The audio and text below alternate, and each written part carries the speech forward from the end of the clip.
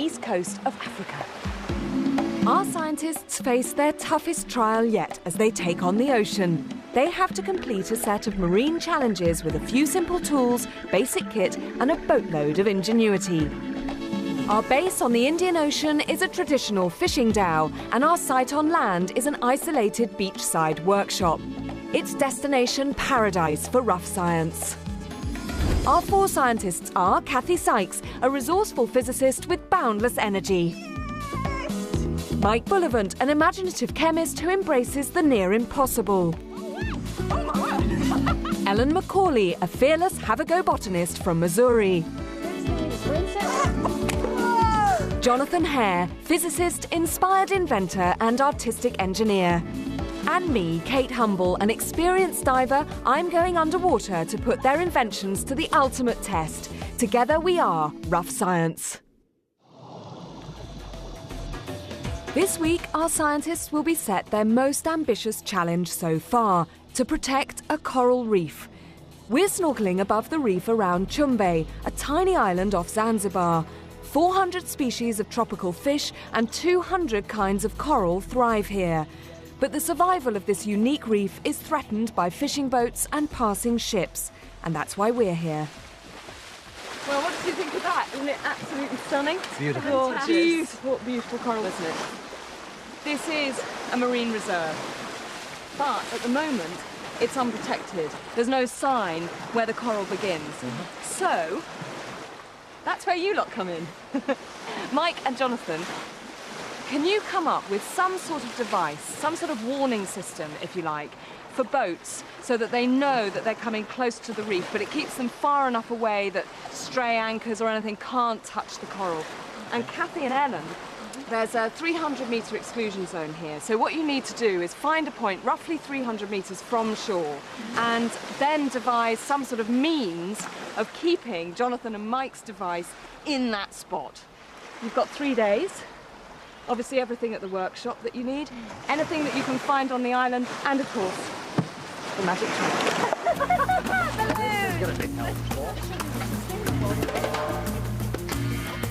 So the team have to protect this precious coral by building an alarm system that keeps the boats away. Ellen and Kathy are going to check out the spot where the alarm system will need to be anchored on day 3. It's on the edge of the exclusion zone just beyond the coral reef. It looks pretty deep. It does. Now, we're going to have to measure the depth so that we can attach a big weight to the seafloor, have a rope going up to something. Well, and then also we're going to have whatever they have as the system floating. Yeah. I think I can handle the floating bit. Okay, so I'll find something to measure the depth and make sure it can cope with a tidal difference too. Okay. And I'll handle the floats. Great. Their job is to secure a raft to the seabed with the right length of rope. If they get it wrong, strong currents could drag the alarm onto the coral and damage it. Back at the workshop, Jonathan and Mike are drawing up the design for an alarm system that will work out at sea. One idea maybe is, if you imagine this is the water, if we have in the water a load of sort of buoys, like a made out of a rod, Right. a piece of wood, and then we can have a wire that goes above the sea. Tripwire. Yeah. So some alarm system that's triggered by a boat approaching the reef. Yeah. And that sets the alarm off, which they can hear. Yeah. I think lights are no good, because in the day you're just not going to see it. It's so bright out there. Yeah. But a large bleep, you hear that hundreds of metres away. And so if a boat comes along, obviously the front of the boat is going to be wet because it's going through the water. It will make a circuit and trigger the alarm. All right, so you're building an incomplete electric circuit, which is completed by a boat touching the wire. Yeah. Genius. Mike goes beachcombing for materials, and Jonathan's got to work out how to power the alarm in seawater where there's no electricity supply. And he's had another bright idea. We got one of these things given to us in the trunk. This is a little garden light. Yeah. And it's got solar cells on it. And so we can charge up in the day using the solar cells, the thing. That'll work, won't it? Yeah, absolutely, but it won't work at night. Oh, no. Or if it's cloudy, perhaps. Oh, no. So we need a 24-hour power solution. So the other way is to use wave power. then we got sun and wave, then we can power it 24 hours a day. That would be fantastic. Yeah, and there's an incredible amount of energy in a wave. You know, it can pick up something like a QE2, a really heavy boat, and just lift it up and put it down again, just with one wave going past. I mean, people have been trying to harness wave power for years, and no one's been terribly successful. No, well, I think we would just make a really simple little generator. Right. Something like this. I've just got a can here, a photographic can, and with wire on it, and a magnet.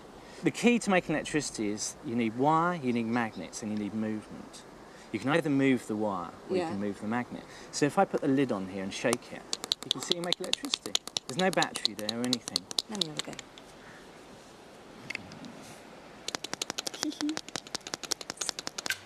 So clever. But Mike's fence posts are a bit more rough and ready. Well, this is the prototype of one of the support posts. I've got to make sure that it floats more or less upright in the water. It will bob about like that, and it's weighted with a piece of old rock. And I just have to make sure that this one works and does its business.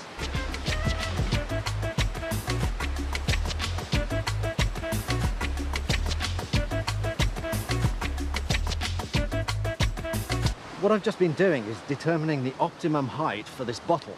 If the bottle's too low down, too close to the weight, this thing will be very unstable. If it's too high, well, we don't have enough distance between the wire, the tripwire, and sea level.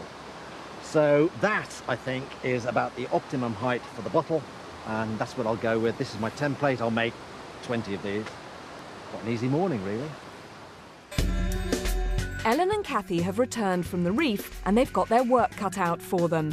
Ellen gets going on her raft. Kathy will have to measure the anchor rope for it. But getting the rope the right length doesn't seem to be straightforward. Now, I need to measure the depth of water somehow, and the obvious way is just to take a weight, if you imagine that's a weight, and drop it down from the surface, and then measure the length of rope. And I might well do that anyway.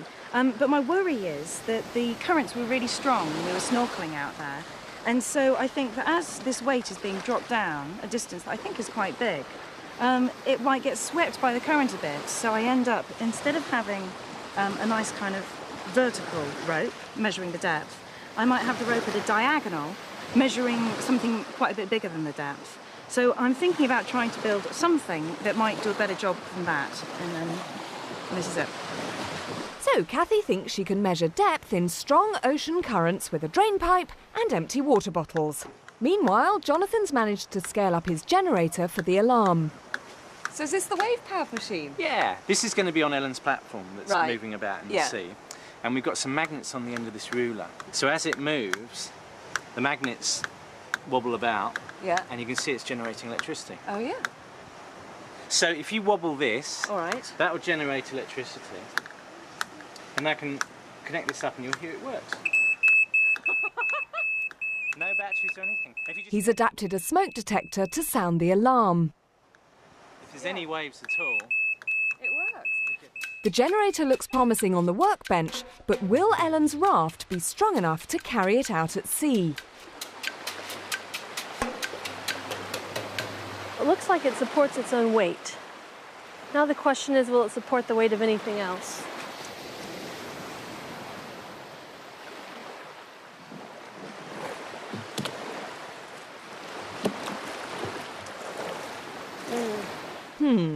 Might just need a bit more finessing. Kathy's been tinkering with her drain pipe so she can work out exactly the right length of rope to anchor the raft. She thinks she's found a way to measure that depth in powerful currents. Kathy, what on earth is this? It looks like you've been building a missile. It is meant to be a depth gauge cake. Right. You see, this will fall to the seabed. Yeah. And when it does so, it will make a noise because there's a big heavy weight at the end on a big pole that goes up through here. Bang on the seabed.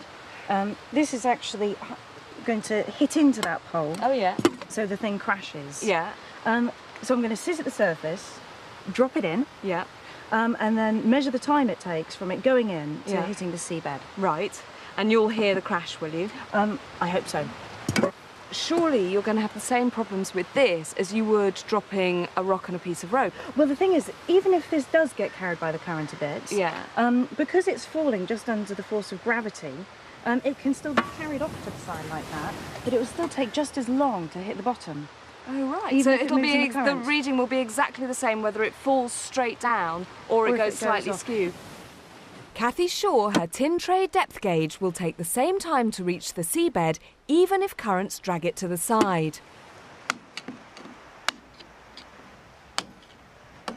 Mike's already assembled 20 fence posts for the alarm system, and he's keen to show off his master craftsmanship.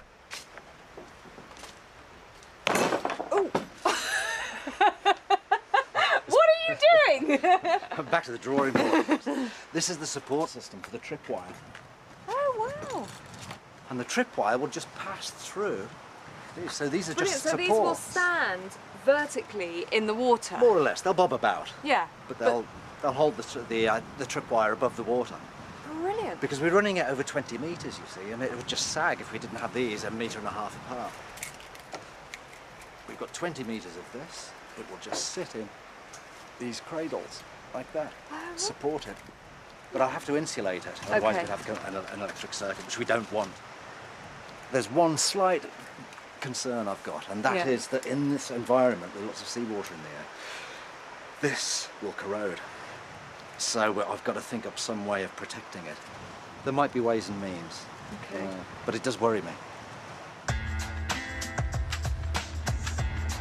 It's the end of day one, and our scientists are all trying to make their own parts of the boat warning system work. Mike's so bothered about his tripwire rusting away, he does some overnight tests.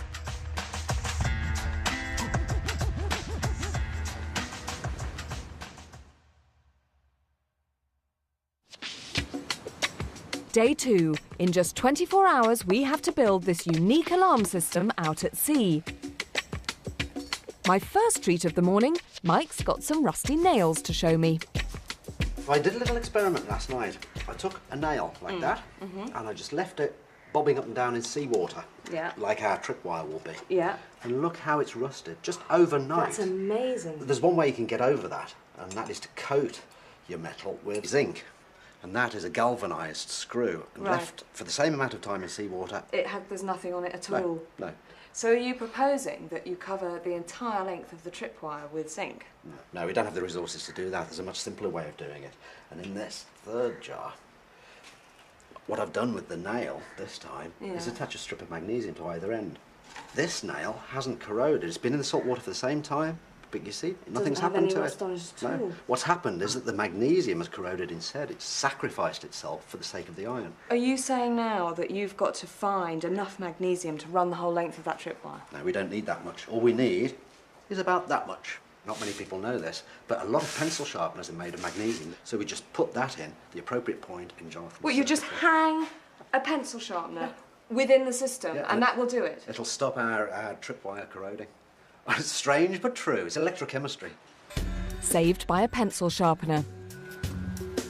But now it's Kathy's depth gauge that needs rescuing. She won't be able to cut the anchor rope to length unless she can hear the gauge hit the seabed.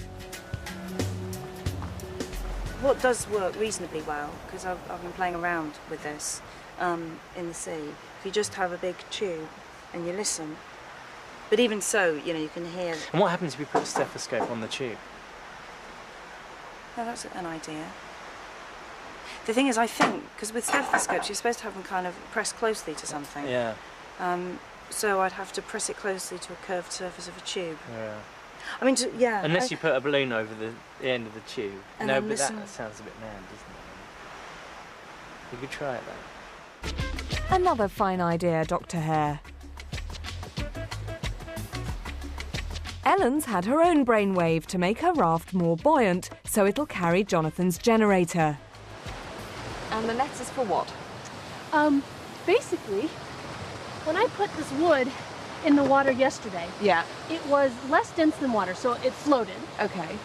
But it's not buoyant enough to support much weight, so I don't think it would hold his generator. Okay.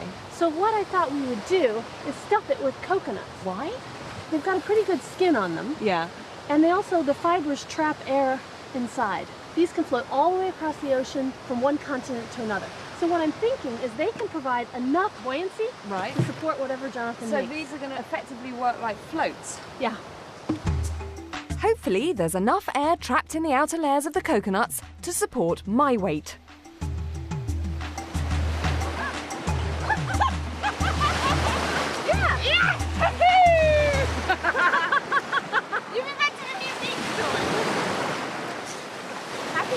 I am very happy. If it holds you, it'll hold anything Jonathan does. Meanwhile, Mike's making some eye-catching additions to the fence. I thought our tripwire would be more obvious if we had some flags attached to the poles. And this is turmeric. It's turmeric root. It's grown in Zanzibar. And you can see, if you cut the root, you get a beautiful yellow dye. And if we attach these pennants to our poles, then boats can't say they didn't see our tripwire. And if Jonathan's generator works, boats should be able to hear the alarm system too. But if Kathy can't anchor it securely to the seabed, it could do more harm than good. She's now gone out in our dhow to test her depth gauge. To make it accurate, she needs to time it hitting the seabed in known depths of water. There are no currents at this spot, so first she drops a measuring rope straight down to find the exact depth. Now she's checking how long her gauge takes in this depth to hit the sea floor. Using the tube, a balloon and stethoscope, she listens out for the ping. Okay, ready, set, go.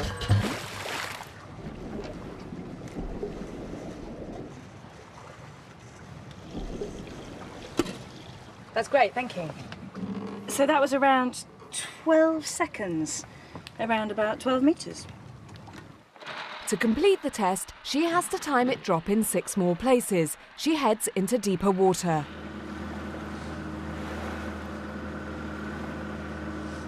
Meanwhile, Jonathan is finding out if his generator can be powered by the sun alone. So I've got the covers on, so all this is to protect it from water. And I've also added the garden solar cells. So these are the little garden lights. So at the moment, because I'm not moving this, there's no wave power. It's being powered completely by the sun. So let's see if we get the bleep. We do. So if we just cover up the solar cell, then of course we don't have any energy from the sun, and we haven't got any energy at all, so the siren goes and we can't hear it. But if I give it some wave power now, we're getting it working. So now we have a completely environmentally friendly way of powering it. We've got the sun and we've got wave power. Ellen's teamed up with Mike and they've found another use for the coconuts. Yeah. Well, what do you think?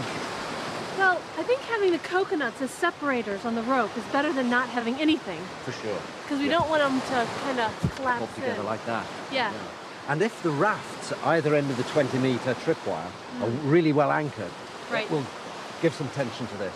Yeah, so between the two, I think we should be okay. Yeah. Are you happy? Yeah, I'm happy. Let's go string some more coconuts. All right. Yeah. Kathy's still bobbing about in open water, testing her depth gauge. It's painstaking work. Each reading takes half an hour. You ready? Yeah. Okay, drop.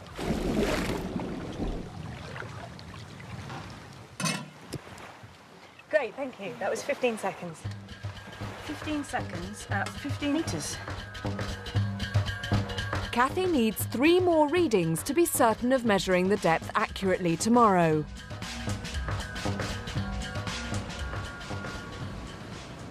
At the end of the afternoon, Ellen's knee-deep in coconuts.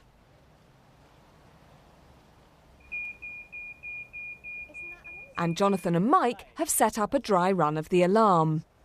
The circuit's wired up. Yeah. It's being powered by the sun at the moment. Yeah. And there's 2 wires that come out of it. Yeah. And the bleeper will only bleep if those 2 wires make a contact. Right.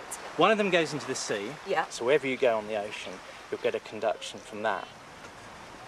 The other wire goes up to our little tripwire, Yeah. which is held by insulators on the posts. Right.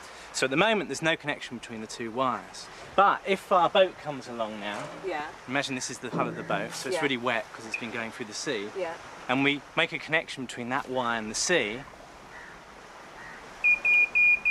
Wow! So basically the hull of the boat fills the gap in the connection. Like flicking a switch. Sounds simple enough, but will a boat running into a 20-metre floating fence really make this alarm ring? Not long till we find out.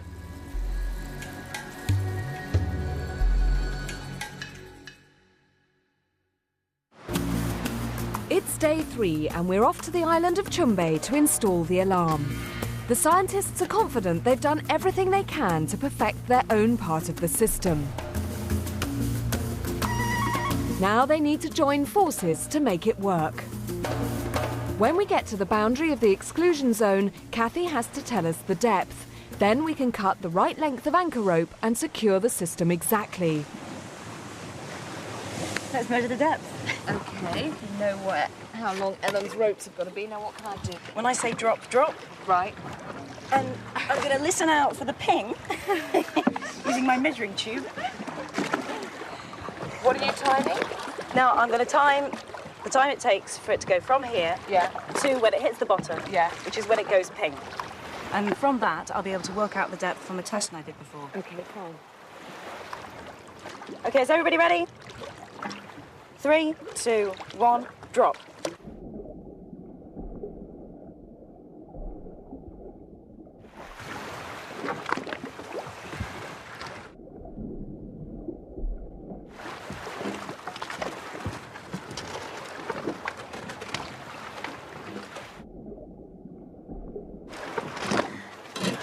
Okay, that's it. So how long was that? 27 seconds. Now, so what does that tell you about the depth? Well, I've drawn this. It's a beautiful graph. And it was incredibly linear. So you drew this up yesterday? That's it, and it's a much straighter line than I ever imagined.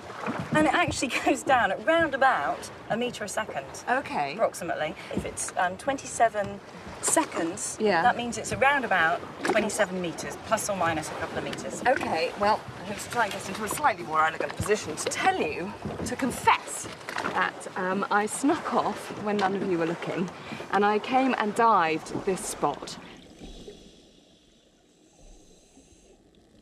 And I lay on the bottom, looking at my dive computer, and the depth that it registered was 27.3 metres. Yes! So you're 0.3 out, Kathy Sykes. Which means, Ellen, that you're going to need about 27 metres of rope for your boy.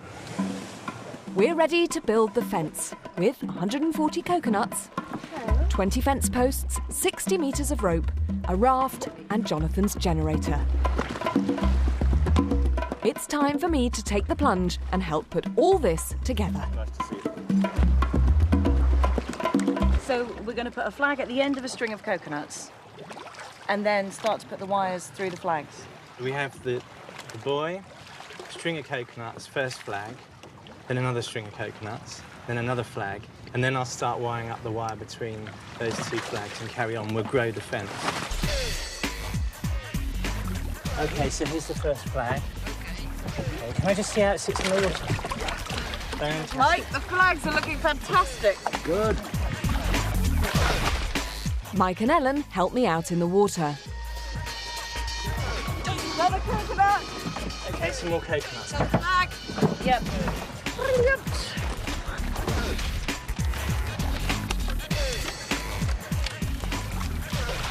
It's looking beautiful. Okay, the last one. It's taken 2 hours to get this far, and we still have to thread the tripwire through the fence. Pull, pull, pull, Okay, pull. Just let Mike drift off. Okay, next one. A little bit more. More, please. Hold on, stop a minute. But the wire's slipping off the fence posts. That's come off the thing, that one. Can you wrap it round really tight? You need to do it with 2 hands. A couple of turns. Stop. Grab the coconuts quick. Oh, God. Okay, we've had a coconut breakage. Let's wait. Can somebody pass me some rope, please? As the fence grows, it's taking on a life of its own. Stop pulling a minute. It's the stone on the rope. Yep. I don't want it to break. Yep, that's free. Well, Okay, the last one. After 3 hours, we think it's sorted, but the sea is working against us. The wire is really being pulled here. I know. With no anchor in place, the currents drag the fence out to sea. Do you think you can swim round with that? Okay, so we're crossing where Mike was. Okay, go for it. We've got this far, but now Jonathan's worried the tripwire isn't properly lined up. What I wanted was all the little things, insulators that hold the wire, to be on one side. But I think they're zigzagging across.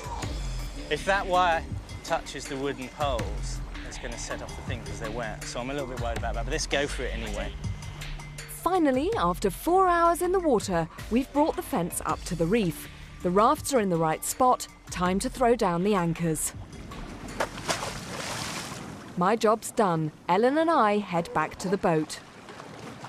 Well done, folks. At the last minute, the final detail. Mike adds the magnesium pencil sharpener to prevent the tripwire corroding.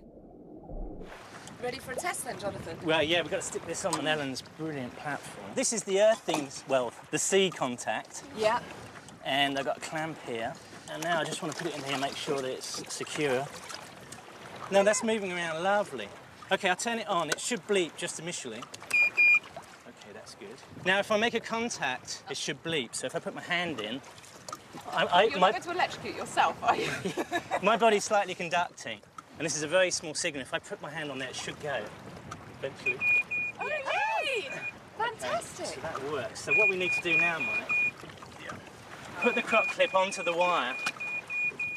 Yeah, right on the wire there. Yeah, that's right. So that's not bleeping now, which means everything's working fine. Yeah. And if you like, the tripwire is sort of active now. It's been a labour of love. After all this effort, it had better work. OK, we're ready for the test with the boat. Are you ready? Ready for the boat? I'll whistle. OK! The Marine Park Rangers are standing by to run their boat into the fence. Anyone have any idea? Do you think it's going to work? Of course it's going to work. Go off and never stop. I think this is one of the most nervous moments I can remember. And he's going so slowly. It's coming closer. We'll save the fish. Oh. Not quite on The it. front of the boat They need to isn't get very closer. wet, though, is They're it? not, no, they're not close enough. They haven't gone over it yet. They need to go over it. They're not quite on it.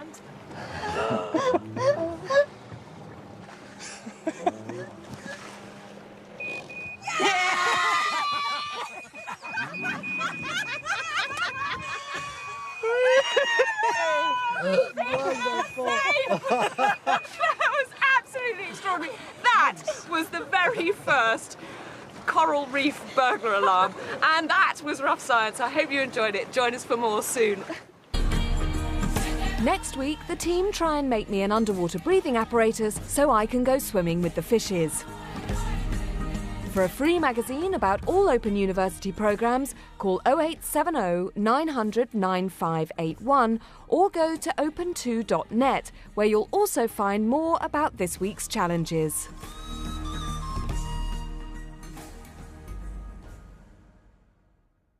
Indian water clock, maybe in a temple. Champagne, mingling, nice people. In the shape of an enormous pie!